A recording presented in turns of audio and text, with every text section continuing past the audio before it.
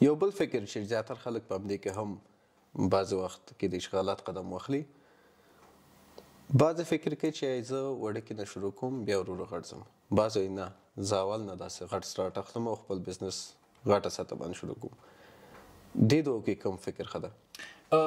په تجارتي برخه کې زما نظر، زما تجاربو ته په کتو دا دی چې تاسو کوچني ګامونه دوامدار واخلئ، دا تاسو بریا ته رسوی شي. غټ ګامونه کولی شي د تاسو سفر ډیر رالنډ کړي. مثلا که ما سره 3 لکه افغانۍ او زه 15 لکه نورې قرض کم د دې د خاطر چې د دوا کاروبار شروع کم او دا 8 لکه افغانۍ شي او خدای مکه زه یو پیره پکې 6 لکه افغانۍ تاوان وکم، نو زه قرضدار یم، ټول عمر به مزدوري کوم چې وشم کولی د نورو خلکو قرضونه ورپوره کړم. د یوسف جان په نوم یو نفر دی، په پاکستان کې ریپورټر دی. زه شخصا د ده ځینې خپرونې تعقیبوم چون د خلکو په ځانګړي ډول د پښتنو سره بهتره شناخت ولرم د رواني اړخ نه. دی یو نفر معرفي کوي چې ناست دی ژاړي او وایي ما ته تر ټولو سخته دا تمامه شوه چې وخت کې مې اولادونو هر څه غوښتل ما ورکولی شوه، اما اوس مې رانه یو کوچنی لورکۍ چې 10 روپۍ هم غواړي زه یې نشم ورکوی. او دی جمله یې ما ته ډېره دردونکې وه.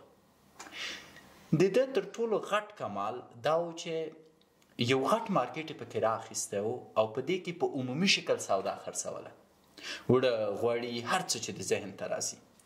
اما تر ټولو غټه تېروتنه یې دا وه چې متاسفانه د ده دا 2 لاسونه پرې شوي وه او د پیسې یې نشوی شمارلی. نو د دې له امله هر هغه څوک به چې راته د ده سره به چې تجارت کوه، ده ته به ویل چې دومره روپۍ دې ده ورته چې بس نو پوره دي در باندې باور کوم، هغه به یې دخل کې اچولې. 6 میاشتې وروسته دا سړی راځي خپل د غټ تجارت یو حسابي کوي، ګوري چې نه یوازې دا چې فایده یې نه ده کړې بلکې دا سړی پکې 29 لکه کلدارې قرضداره شوی په پاکستان کې اوسېږي. ټول مارکیټ کې چې څه سودا لري دا خرڅوي، مطلب د ورور زامنې دې نه دا تجارت اخلي او بیرته هغه کوم تجارت کې چې دی رئیس دی په هغې ځای کې کارګر کېږي.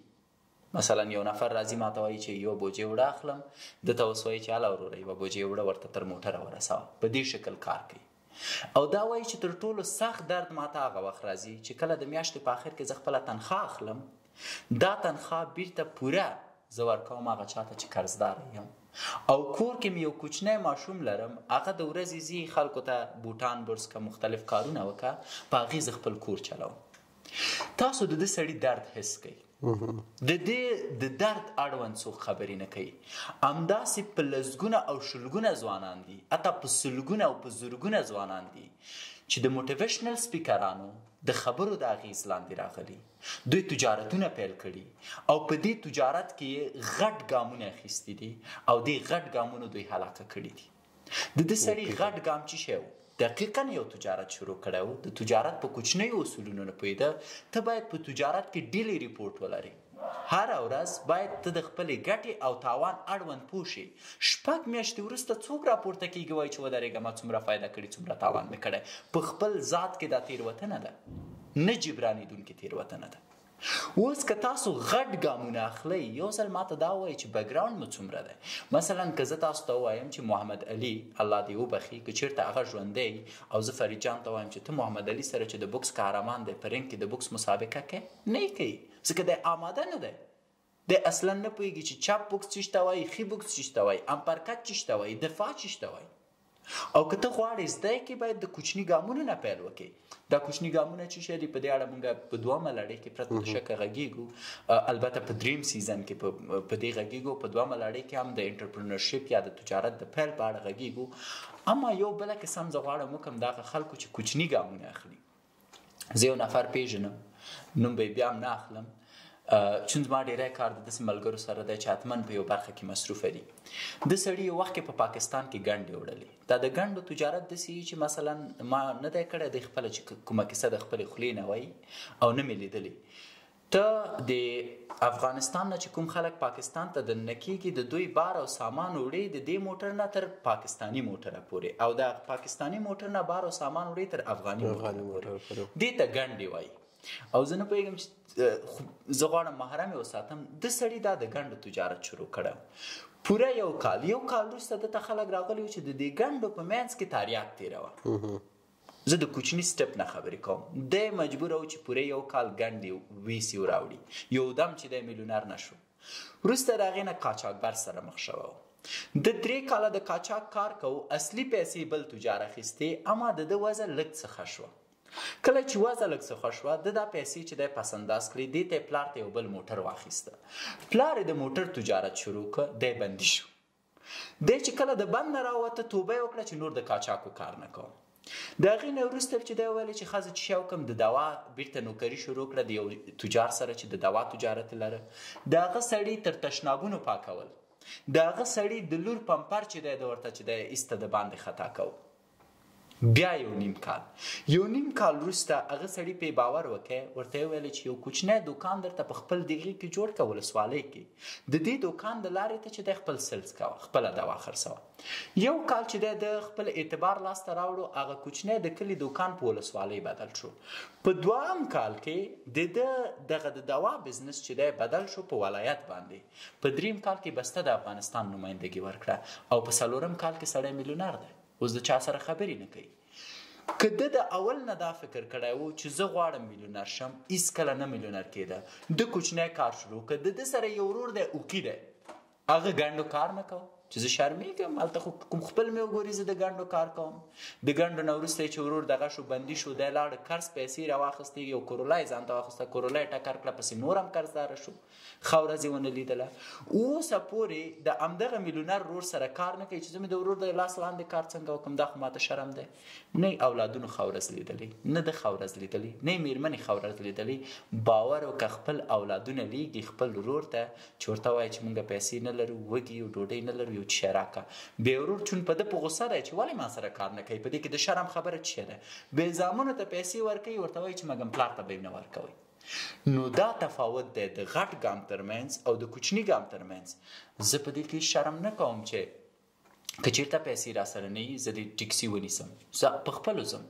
پیسې را سره پیدا شوي، بایسکل اخلم. پیسې را سره پیدا شوي، په موټر سایکل یې بدلوم. پیسې را سره پیدا شوي، بیا موټر کې ځم.